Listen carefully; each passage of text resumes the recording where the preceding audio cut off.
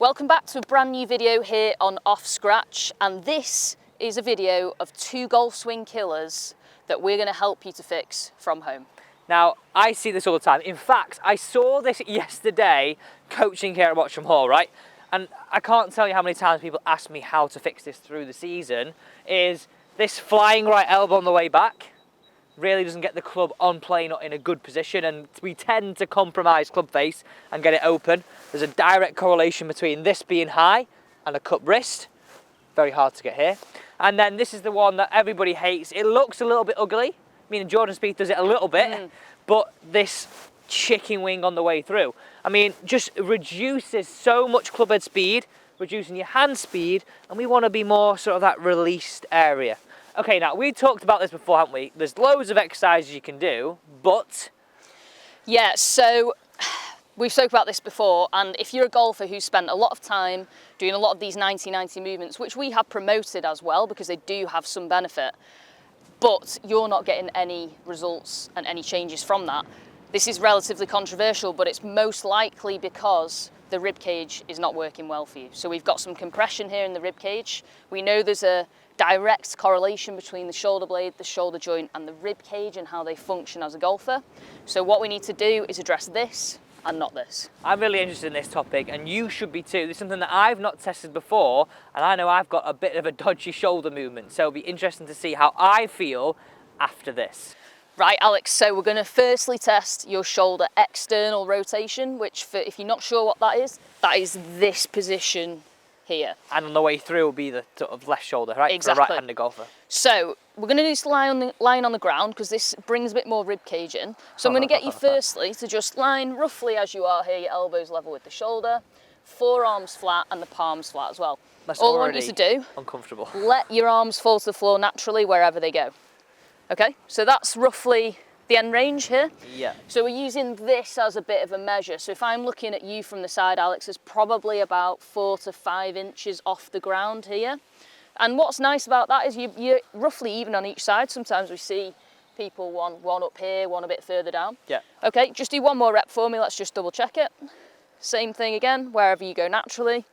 Okay, roughly about the same. Perfect. I can maybe go a little bit further, but it's a bit uncomfortable. I want you to try and remember how that feels for you. So if you're doing this at home, what might be an idea is to just use a mirror to the side so you can see the arm looking against the mirror and going, right, okay, I'm roughly lined up to X in the mirror, okay? Yeah. Okay, jump yourself up and relax. Whoa. So that's our test. We need to remember roughly. I thought I was pretty good at that, I'm not going to lie. That was right quite bad. As soon as you put yourself in these positions, you're really exposed to what your body can and can't do. I feel like if I was going to get better, this would sort of be moving all over the joint. Yeah, and this is the thing that we see in the swing is that in order for people to get more of this, they end up changing that spinal. Well, that's what I was trying to, I tried to move it more then and my sort of belly was coming up. Exactly, and because you lay on the floor, you can't really. All that happens is the rib cage wants to pop out. Right, so we're going to do a little breathing drill to improve this angle. So if you come down onto your knees for me. So all I want you to do from here, this is called child's position. So when you see a baby and they go on the floor and they have a bit of a tantrum and they're like, wah, and they fall over, this is a position we're looking for. So come onto your hands for me. So hands and knees start. Just lift into the hands and knees, perfect. So to begin with, all we're gonna do is get Alex to sink his hips down onto the heels, very slowly. And then from here, I want you to put your elbows flat on the floor. Like that? Yep, both of them, and then let the elbow touch the knee. So drive this in and just tuck the head in very slightly. So in this position, you can see Alex has started to get a bit of a curve here through his spine. His pelvis is tucked underneath him, so it's nice and neutral. We don't have any arch in there. And we're starting to get a curve in the spine where the rib cage is slightly open. Now, all he's going to do from here is breathe in and breathe out. So the breath is really important. We always breathe out first. We've got to get out what's in. So one breath out, Alex. Okay. Now all I want you to do is inhale through your nose as quietly as you can. So not like a deep snorer, nice big breath in. You should feel this start to push up to the ceiling and lift slightly. As you breathe out, you have to breathe out with an open mouth, like you're fogging your breath on a mirror.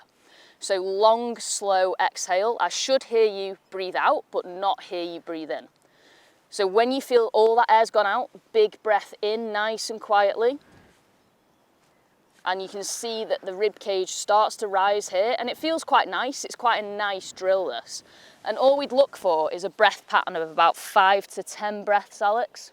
And you should feel that the rib cage starts to expand, the spine moves a little bit, and what we do is we push air into these sections of the ribs here, which are responsible for the shoulder blade and the shoulder joint working effectively. How's that feel? Quite nice. I feel like you've just been to yoga, don't you? Yeah. Nice and zen. Okay, Alex, so we're going to retest that shoulder external rotation to see if this drill had any impact for you. Oh, look at that. Can't get fully flat, but... Not quite fully flat, but that's way better than it was. You know, if you think... You know the bizarre thing there, Nat? I just felt like it just literally slumped to that. I know. I can see that because it's sort of, there's a bit of a bounce where the natural movement goes to. So you can see here in Alex's movement, he originally was roughly somewhere about here on both sides. And even if I push down, I can sort of probably, it's tight for him, but I can get it there. Whereas previously, you know, we were hovering about here, which is, like we said, about 4 to 5 inches off the ground. So if you think about that in a golf swing movement, how much easier that is for this to fold here rather than have to poke out. And all we've done is push some air into your rib cage to expand it in these top sections to allow the shoulder blade and shoulder joint to work effectively. Because I always talk about letting the right arm fold and roll. Yeah. And then the left arm on the way through. Okay, now, so if you've got bad knees, variation, you could use the foam roller under your knees or just literally a cushion or pillow at home, right? Exactly that. Thank you so much for watching today's video. You need to have a go at that. I know it's something that you will not have tried before. It's something I haven't tried before, but as you can see for me, it was very, very effective. Instant fix. We don't say this very often. There are not many true correlations. This is one of them. Definitely try it.